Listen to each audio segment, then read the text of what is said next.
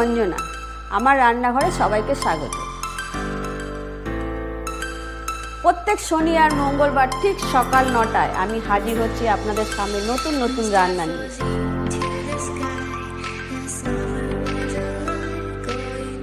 ভালো লাগলে আমার চ্যানেলটাকে লাইক, কমেন্ট, শেয়ার করবেন। নমস্কার, আমি অঞ্জনা, আমার রান্নাঘরে সবাইকে স্বাগত।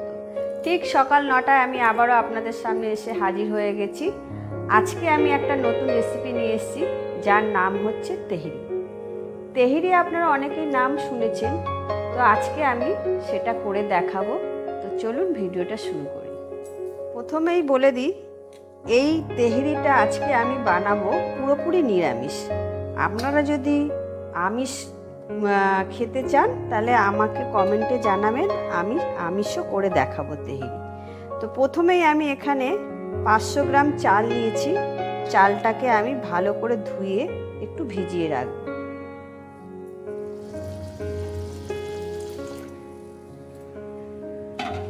এটা আমি জল দিয়ে একটু ভিজিয়ে রাখলাম। এবার আমি পুরো রান্নার প্রসেসে চলে যাব। আমি এখানে একটা কড়াই বসিয়ে দিয়েছি। কড়াইয়ে আমি তেল দেব।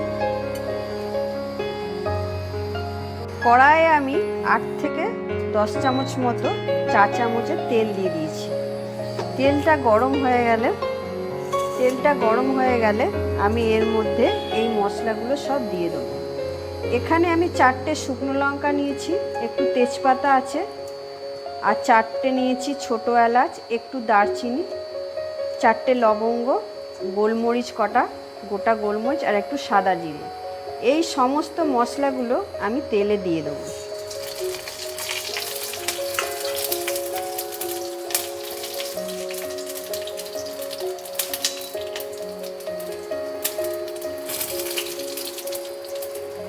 মশলাগুলো একদম লাল হয়ে গেছে। এর মধ্যে আমি এরকম ছোট সাইজের করে আলু আর একটু পটল কেটে রেখেছি। এই আলু আর আলুগুলো প্রথমে দিয়ে দেবো।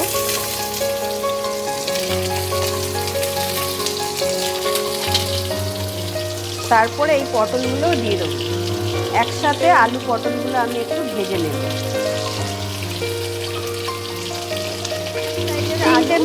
আর 5টা পটল আমি এখানে দিয়েছি। আপনারা আপনাদের মতো করে দেবেন, যদি বেশি লাগে বেশি দেবেন, কম করতে চাইলেন কম দেবেন। দিয়ে আমি এগুলোকে একটু ভালো করে ভেজে নেব। এর মধ্যে এখন আমি দেব নুন, দেব একটু,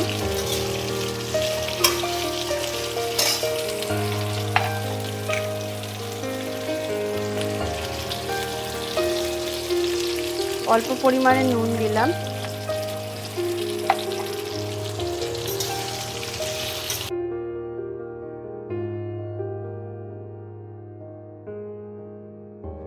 নুন দিয়ে আমি একটু নাড়াচাড়া করে নিয়ে এর মধ্যে আমি এখন দেব একটু হলুদ, সামান্য পরিমাণে একটু হলুদ গুঁড়ো দিয়ে দিলাম।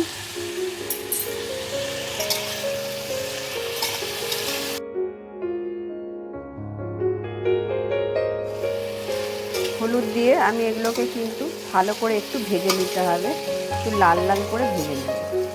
ভাজা হয়ে গেছে, এখন আমি এইগুলোকে সব তুলে নেব।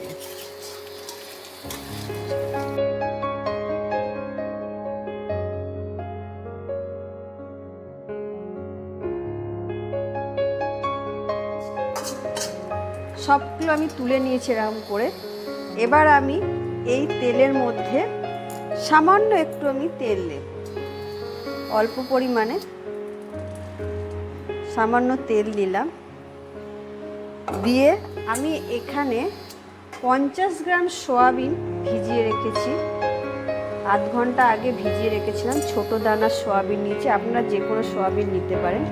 এই সয়াবিনগুলো আমি জল থেকে ভালো করে চিপড়িয়ে, এরকম করে জল থেকে ভালো করে চিপড়িয়ে নিয়ে এই তেলে দিয়ে দেব। সব কটা সয়াবিন আমি এরকম করে চিপড়িয়ে দিয়ে দেব।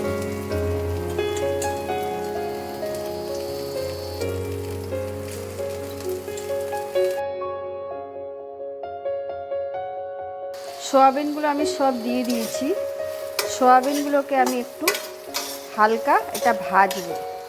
এর মধ্যে একটু সামান্য নুন দিয়ে,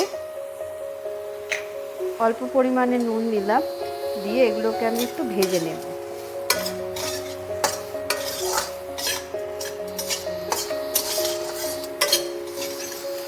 সয়াবিনগুলো আমি একটু লাল করে ভেজে নিচ্ছি, হালকা লালচে করে এরকম করে ভেজে নিতে হবে। এরকম ভেজে নিয়েছি। এবার আমি এখানে এরকম ছোট বাটি একটু দই নিয়েছি। এরকম একটু দই নিয়ে এর মধ্যে আমি দেব এখন টক দই আছে, এর মধ্যে 1 চামচ শুকনো লঙ্কা, 1 চামচ ধনে গুঁড়ো, 1 চামচ জিরের গুঁড়ো আর 1/2 চামচ হলুদ গুঁড়ো আছে। আমি সব কটা মশলা এর মধ্যে দিয়ে দেব। প্রথমে ধনের গুঁড়ো দিলাম, লঙ্কার গুঁড়ো দিলাম, তারপর জিরের গুঁড়ো দিলাম, তারপরে হলুদটা আমি দিয়ে দেব। সব কটা মশলা আমি দিয়ে ভালো করে দইয়ের সঙ্গে মাখিয়ে নেব।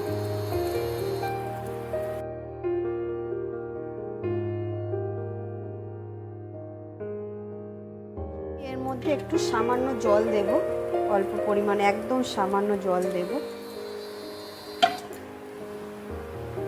মশলাটাকে আরেকটু মাখিয়ে নেব।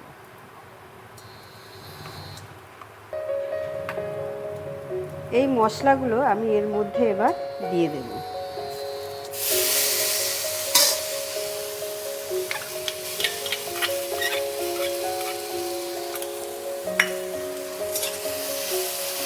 দিয়ে আমি সয়াবিনটাকে ভালো করে একটু কষিয়ে নেব।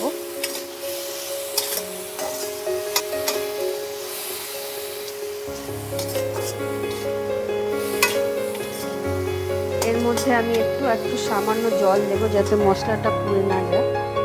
বাটি ধুয়ে, এই বাটিটা ধুয়ে আমি জলটা দিয়ে দিলাম, অল্প পরিমাণে জল দিলাম।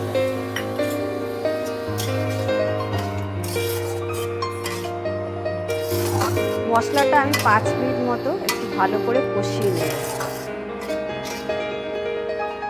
মশলাটা এখন কষাবো আমি। তার মধ্যে আমি একটু 1/2 ইঞ্চি আদা আমি এরকম করে থেতো করে রেখেছি, এই আদাগুলো আমি এর মধ্যে দিয়ে দেব। আর দেব কটা কাঁচা লঙ্কা কুচিয়ে দিয়ে দেব, বড় বড় করে কোচালাম।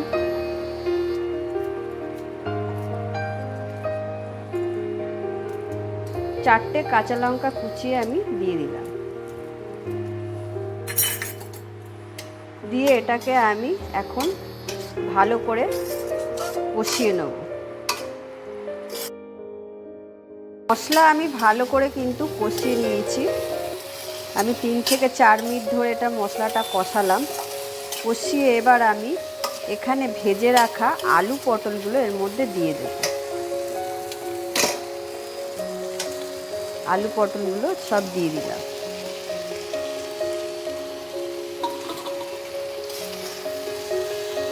আমি এইগুলোকে আবার আলু পটলগুলো দিয়ে ভালো করে আবার একটুখানি 1 থেকে 2 মিনিট ভালো করে এইগুলোকে একটু কষিয়ে নিই।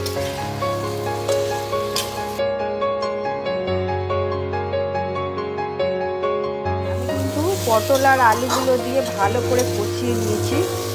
এবার আমি এর মধ্যে দেব ভিজে রাখা, এই যে ভিজিয়ে রেখেছিলাম যে চালগুলো, জলটা ভালো করে ঝরিয়ে নিয়েছি, নিয়ে আমি এর মধ্যে চালগুলো দিয়ে দেব। আমি এখানে বাঁশকাঠি চাল নিয়েছি, আপনারা চাইলে গোবিন্দভোগ চাল, দেরাদুন রাইস, যে কোনো চাল এর মধ্যে ইউজ করতে পারেন।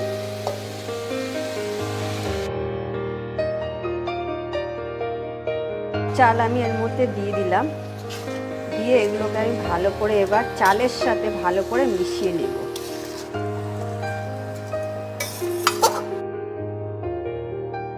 ফ্লেমটা সবসময় একটু আস্তে রেখে এগুলোকে একটু ভালো করে কষাতে হবে যাতে পুড়ে না যায়। আমি একদম ফ্লেমটা কম করে কষাচ্ছি। এর চালগুলো আমি এর মধ্যে ভালো করে মিশিয়ে নেব, কিন্তু এখন আমি একটু এর মধ্যে নুন দেব। আমি সব কিছু ভাজার সময় নুন দিয়েছি, এখন আমাকে একটু বেশি করে নুনটা দিতে হবে। আমি এর মধ্যে লবণ দিয়ে দিলাম, আপনারা আপনাদের স্বাদ অনুযায়ী লবণ দেবেন। দিয়ে আমি এটাকে আবার ভালো করে চালের সঙ্গে ভালো করে এগুলোকে কষিয়ে নেব।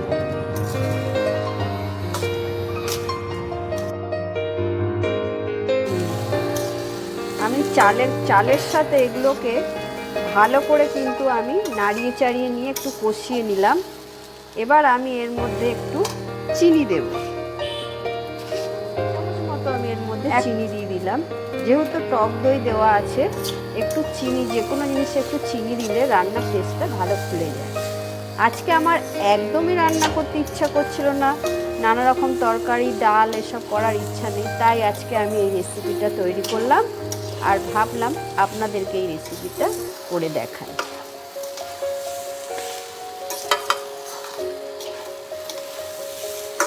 কষানো আমার হয়ে গেছে, ভালো করে চালের সাথে মিশিয়ে নিয়েছি। এবার আমি এর মধ্যে দেব জল।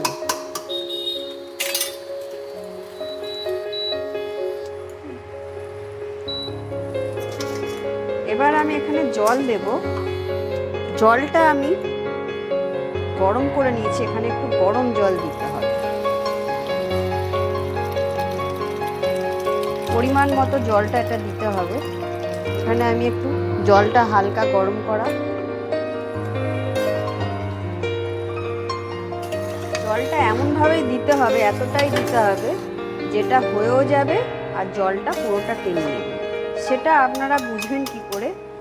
চালের ওপরে মোটামুটি 1 কড় মতো জল থাকবে, এরকম 1 কড় জল থাকলে ওপরে জলটা ভাসবে, এরকম দিতে হবে। এবার আমি এটাকে 10 মিনিটের জন্য চাপা দিয়ে রাখব। এটা আমি চাপা দিলাম, কিন্তু এটা লোতে, একদম লো করে 10 মিনিটের মতো এটা চাপা থাকবে। 10 মিনিট পর আমি একটু ঢাকনাটা খুলে দেখে নেব। দেখুন আমি একদম লো মিডিয়ামে রেখেছিলাম, একদম লোয়ে রেখেছিলাম বলে হালকা হালকা ফুটছে। আমি এটাকে লোয়ে করার কারণ হচ্ছে ভেতর থেকে চালগুলো যেন ভালো মতো কুক হয়ে যায়, রান্না হয়ে যায়, কাঁচা যেন না থাকে। তো অনেকটাই চালগুলো দেখুন হয়ে গেছে। এবার আমি, এখনও অনেক দেরি আছে, এবার আমি একটু ফ্লেমটা বাড়িয়ে আরও 10 মিনিটের জন্য চাপা দিয়ে দেব। দিয়ে এটা আমি কটা কাঁচা লঙ্কা দিয়ে, এর মধ্যে গোটা কাঁচা লঙ্কা দেব, দিয়ে আমি 10 মিনিটের জন্য আবার চাপা দেব। এবার আমি ঢাকনাটা 10 মিনিট চাপা দিয়েছিলাম হাই ফ্লেমে করে, হাইতে দিয়ে ঢাকনাটা আমি এবার একবার খুলে দেখে নেব। দেখুন পুরো জলটা কিন্তু অনেকটাই টেনে নিয়েছে, হালকা হালকা জল রয়েছে। আর চালটা মনে হচ্ছে চালটা অনেকটাই সেদ্ধ হয়ে গেছে। দেখুন একটা আমি ভালো করে এবার একটু উপর নিচ করে নাড়িয়ে দেব।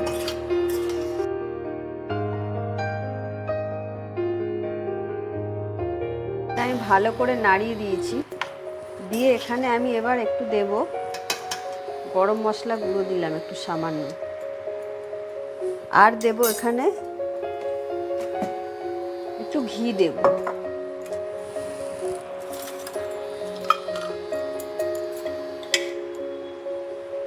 এখানে 2 টেবিল চামচ মতো একটু ঘি দিলাম।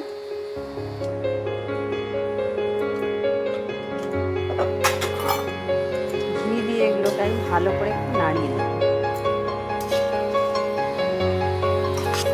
দেখুন আমি যতটা জল দিয়েছিলাম কিন্তু পুরো জলটাই টেনে নিয়েছে, আর আমাকে এখানে জল অ্যাড করতে হবে না।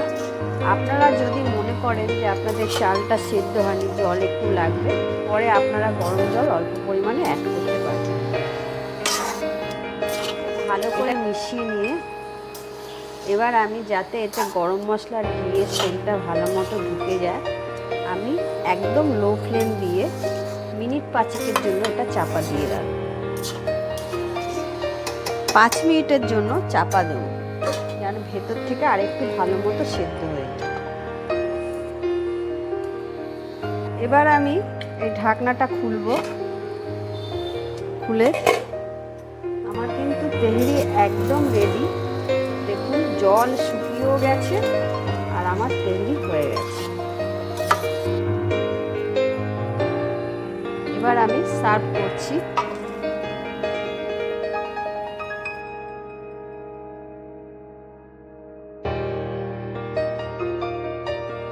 তাহলে আমি দেখিয়ে দিলাম আজকে তেহেরি কিভাবে তৈরি করব। যদি কোনো দিন মনে হয় নিরামিষ দিনে অন্য কিছু রান্না করতে ইচ্ছা করছে না, তাহলে এইভাবে এই তেহেরিটা বানিয়ে বাড়িতে সকলকে করে খাওয়াবেন।